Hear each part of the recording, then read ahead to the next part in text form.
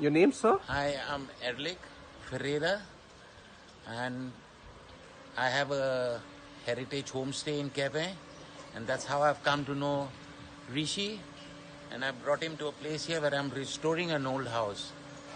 So he will take you down to see, yeah? Yeah. So, this is the entrance. So what's the name of this house, Casa? No, there is no name as such for this.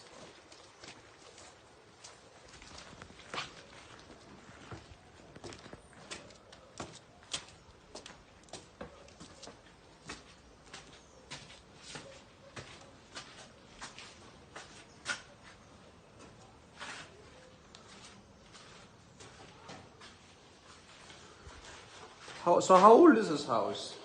This will be more than 150, 200 years. Oh. Yeah. So you have like this is the entrance. These are big halls that you can see here. Look, This is the dining. it's very airy inside. Yeah.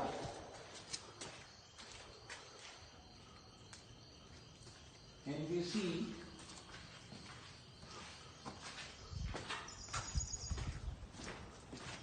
this portion was running into a U, you know. Oh. This portion collapsed and this portion collapsed. So this was all dilapidated. Now which we are building this thing here.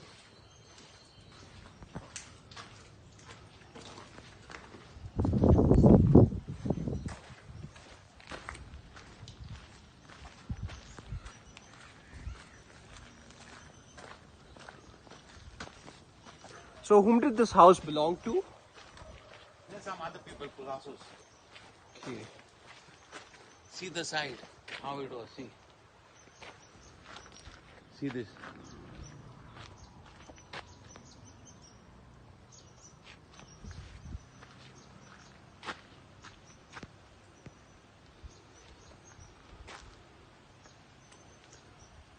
And what's the name of this village? Raya. Raya. Yeah. Okay.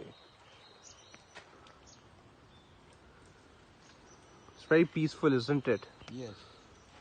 Now due to the rains, the workers have not come. Yesterday it was. So typically, how long would it take to restore a house like this? I've already been doing it for the past 2 years now. So this will probably take another 2 years to complete because there is a lot of restoration to be done. Again, I got to pull out the whole roof. I got to redo the roof, build all these things. Interiors takes time also, no? Okay. Well, what did you say is the most difficult thing when it comes to restoring a house like this? Everything, you know, the woodwork is the most intricate part, and to get people to do it, it is difficult. Okay. What makes the woodwork difficult? Is it because of the intricacy? Intricacy is one part, but I'm talking about the roofing part of it. बैठना तू यहाँ तू